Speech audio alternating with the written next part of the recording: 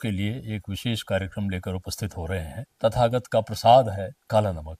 हमारे बचपन में हमारे खुद के खेत में काला नमक लगता था और जब हम लौट के आए तो देखा हमारे खेत से गायब हो गया, हमारे गांव से गायब हो गया है, लगभग हमारे जिले से गायब हो गया है। लोगों ने कहा साहब एक काला नमक चावल होता था जी, और अब वो खत्म हो जा रहा है। वो भगवान बुद्ध का प्रसाद था जी, तो हमने कहा हम अब वापस आ गए हैं जी। और काला नमक खत्म नहीं होने पाएगा। नमस्कार, आप देख रहे हैं एफिडेविट लाइव। मैं हूं दीक्षा। अब तक की प्रमुख गतिविधियों पे आइए डालते हैं एक नजर। वीर बहादुर सिंह नक्षत्रशाला का सौंदर्यीकरण और एक नए विज्ञान पार्क की स्थापना अतिशीघ्र की जाएगी। इस बात की जानकारी विज्ञान एवं प्रौद्योगिकी मंत्री अनिल कुमार ने दी है। पूर्वोत्तर रेलवे क्रीड़ा संघ द्वारा आयोजित 55वीं Akhil Bharatiya railway cross country प्रतियोगिता आज हुई संपन्न। महाप्रबंधक पूर्वोत्तर रेलवे ने विजयी खिलाड़ी को किया सम्मानित। आरटीओ और यातायात विभाग के संयुक्त तत्वावधान में चलाए गए ई रिक्शा संचालन की जांच, लगभग 40 ई रिक्शा पर हुई कार्रवाई।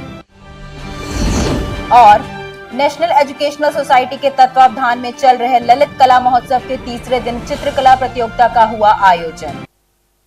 और अब गतिविधियां विस्तार से। वीर बहादुर सिंह नक्षत्रशाला का सौंदर्यीकरण और एक नए विज्ञान पार्क की स्थापना अतिशीघ्र की जाएगी।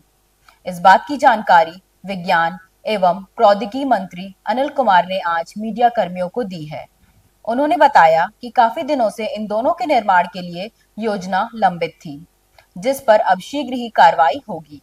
नक्षत्रशाला का साइंस पार्क का निर्माण हो रहा है और माननीय मुख्यमंत्री जी का ये ड्रीम प्रोजेक्ट भी है कि हम बच्चों को किस प्रकार जो है वैज्ञानिक रूप से मजबूत कर सकें, वैज्ञानिक सोच उनको दे सकें, यही उनका टारगेट है।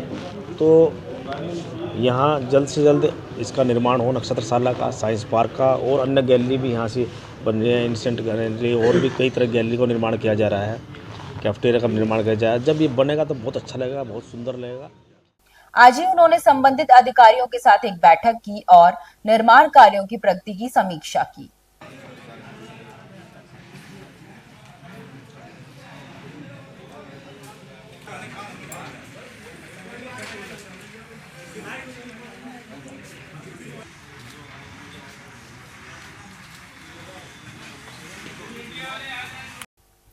पूर्वोत्तर रेलवे क्रीड़ा संघ द्वारा आयोजित 55वीं Akhil Bharatiya railway cross country प्रतियोगिता आज संपन्न हो गई। 10 किलोमीटर की इस प्रतियोगिता में 17 जोन के कुल 118 पुरुष एवं महिला खिलाड़ियों ने हिस्सा लिया। महिला वर्ग का शानदार प्रदर्शन रहा।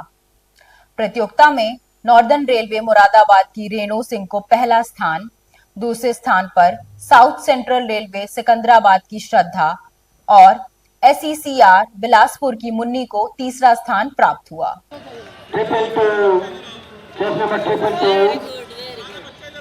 सोनिका 237 चौथे स्थान पर। हट जा अंदर हटो। वहीं पुरुष वर्ग में भी रोमांचक मुकाबला हुआ। RCF पंजाब के भौसेरे को पहला स्थान, जबकि NWR राजस्थान के प्रदीप को दूसरा स्थान तथा RCF पंजाब के सावंत को तीसरा स्थान प्राप्त हुआ। प्रतियोगिता में विजयी प्रतिभागियों को महाप्रबंधक पूर्वोत्तर रेलवे सौम्या माथुर ने मेडल और प्रशस्ति पत्र प्रदान किए। ये 55वीं Akhil Bharatiya railway cross country पुरुष एवं महिला चैंपियनशिप में सबसे पहले मैं पदक विजेताओं और प्रतिभा करने वाले सभी खिलाड़ियों को बधाई देती हूँ। इस चैंपियनशिप में जो विभिन्न क्षेत्रीय रेलों, प्रोडक्शन यूनिट और हमारा होस्ट जोन पूर्वोत्तर रेलवे सब मिलाकर जो सुना भी लगभग 120 महिला एवं पुरुष खिलाड़ियों ने भाग लिया। आरटीओ और यातायात विभाग के संयुक्त तत्वावधान में चलाए गए ई रिक्शा के संचालन की जांच के दौरान लगभग 40 ई रिक्शा को पुलिस लाइन यार्ड में खड़ा कर दिया गया।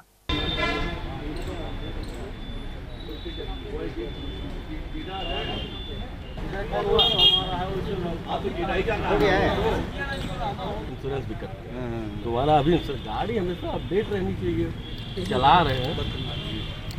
इस बारे में बातचीत करते हुए विभाग के अधिकारी बलवंत सिंह ने बताया कि शिकायतों के मद्देनजर जांच पड़ताल में यह पाया गया कि बहुत से नाबालिग ई रिक्शा चालक भी सड़कों पे फर्राटे भर रहे थे। इसमें देखिए आज के न्यूज़पेपर में भी ये निकला है कि ई रिक्शा बहुत से नाबालिग लड़के चला रहे हैं या कुछ बालिग भी अगर हैं तो चेक करने पे ये पाया गया कि उनके पास लाइसेंस वैध नहीं है, तो उनको रोक करके, और जिनके पास भी लाइसेंस नहीं है या गाड़ी का पेपर नहीं है तो उनको हम लोग बंद करने की कार्रवाई कर रहे हैं डीएम साहब के निर्देश पे।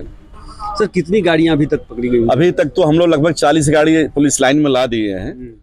आपदा न्यूनीकरण प्रबंधन के संबंध में आज एक कार्यशाला का आयोजन किया गया, जिसमें नगर निगम, स्वास्थ्य विभाग, पशुपालन, लोक निर्माण, समाज कल्याण, बाल पुष्टाहार और पंचायती राज विभाग के जनपद स्तरीय अधिकारियों ने भाग लिया।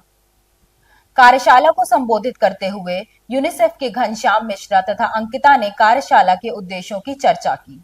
आने वाला समय आप देखें धीरे धीरे आज ऑक्सीजन के लिए हमारे घरों में, हमारे ऑफिसेज में एयर क्लीनर, क्या उसका नाम एक पर्टिकुलर देते हैं, सॉरी एयर प्यूरिफायर लगाई जा रहे हैं। बाहर की हवा इतनी बेड़ी है कि लोग प्रतिमाह anti human traffic unit ASTU और SJPU की मासिक समन्वय एवं समीक्षा बैठक में गुमशुदा बच्चों, मानव तस्करी, बच्चों के साथ दुर्व्यवहार जैसे विभिन्न बिंदुओं पर चर्चा की गई। चर्चा के दौरान जनपद के सभी थाना के बाल कल्याण अधिकारी सहित विभिन्न अधिकारियों ने भाग लिया। SP क्राइम सुधीर जायसवाल ने मानव तस्करी, बाल दुर्व्यवहार, बाल श्रम जैसे विभिन्न मुद्दों पर चर्चाएं की और सभी से आशा व्यक्त की कि वे अपनी जिम्मेदारियों का बेहतर ढंग से कार्यवहन करें। तो जो वहाँ बच्चे को होता है सर, थाने से वहाँ पिक करके और यहाँ लाते हैं, रिसीव कराते हैं, तो फर्मा के साथ शुद्धि बरामदगी की है ना, दोनों किसी को कुछ जानना है, सुनना है, कुछ बताना चाहते हैं आप, तो आप पिछली मीटिंग की चर्चा अभी कर सकते हैं, कोई चीज़ ना समझ में आए। SCWC से और SPO और डॉक्टर सभी विभाग के आते हैं, जिसमें मानव तस्करी की रोकथाम के लिए गुमशुदा बच्चे और अन्य ऐसे जो प्रकरण हैं, महिला बाल बच्चों संबंधित, उसके बारे में चर्चा की जाती है। क्या समस्याएं आ रही हैं, क्या दिक्कतें हैं, जो सरकार की अन्य स्कीम अभियान होते हैं उनके बारे में बताया जाता है। इस सभी विभागों की एक समन्वयकारी मीटिंग होती है जो यह आयोजित होती है, इसमें आज की गई थी और इसमें स्वस्थ परिचर्चा हुई और सभी तथ्यों को विशेष उसमें रखा गया।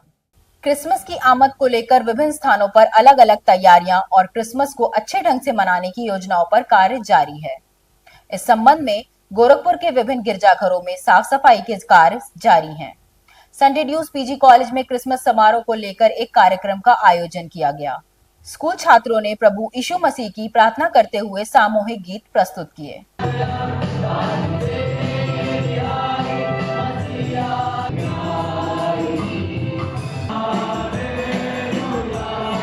कॉलेज के प्राचार्य CO सैमुअल ने कहा कि मनुष्य और मानवता के लिए हम सबको कुछ ऐसे कार्य करने चाहिए कि सभी का उद्धार हो सके।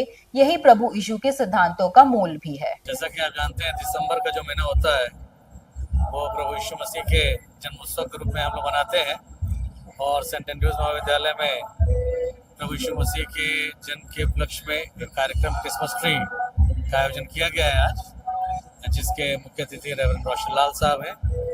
और जैसा कि बाइबल में लिखा है कि प्रभु यीशु मसीह मनुष्य के रूप में परमेश्वर के द्वारा यहाँ भेजे गए धरती पर और उन्होंने अपने कम समय में ही मानवता की सेवा की, मानव मूल्यों की सेवा की, समाज सेवा किया।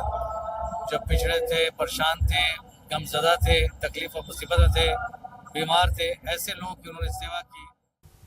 भारतीय भवन निर्माण अन्य मजदूर यूनियन का 14वां स्थापना दिवस के अवसर पर अपनी समस्याओं और मांगों को लेकर जिला कलेक्ट्रेट पर एक मांग पत्र संबंधित अधिकारी को प्रदेश अध्यक्ष उमाशंकर सिंह ने सौंपा।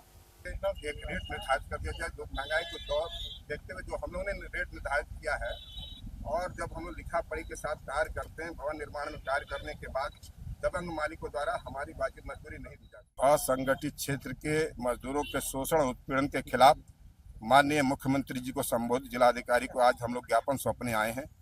भवन निर्माण में जो श्रमिक कार्य करते हैं, कार्य कराने के बाद दबंग मालिकों द्वारा उनका उत्पीड़न किया जाता है, उनकी वाजिब मजदूरी नहीं दी जाती है।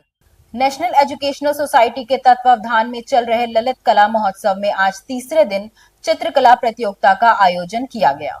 40 विद्यालयों के लगभग 400 बच्चों ने भाग लिया। समारोह का समापन 21 दिसंबर को होगा। आज के लिए बस इतना ही। देखते रहिए एफिडेविट लाइव। धन्यवाद। आपके लिए एक विशेष कार्यक्रम लेकर उपस्थित हो रहे हैं। तथागत का प्रसाद है काला नमक। हमारे बचपन में हमारे खुद के खेत में काला नमक लगता था और जब हम लौट के आए तो देखा हमारे खेत से गायब हो गया, हमारे गांव से गायब हो गया है, लगभग हमारे जिले से गायब हो गया है। लोगों ने कहा साहब एक काला नमक चावल होता था जी, और अब वो खत्म हो जा रहा है। वो भगवान बुद्ध का प्रसाद था जी। तो हमने कहा हम अब वापस आ गए हैं जी। और काला नमक खत्म नहीं होने पाएगा।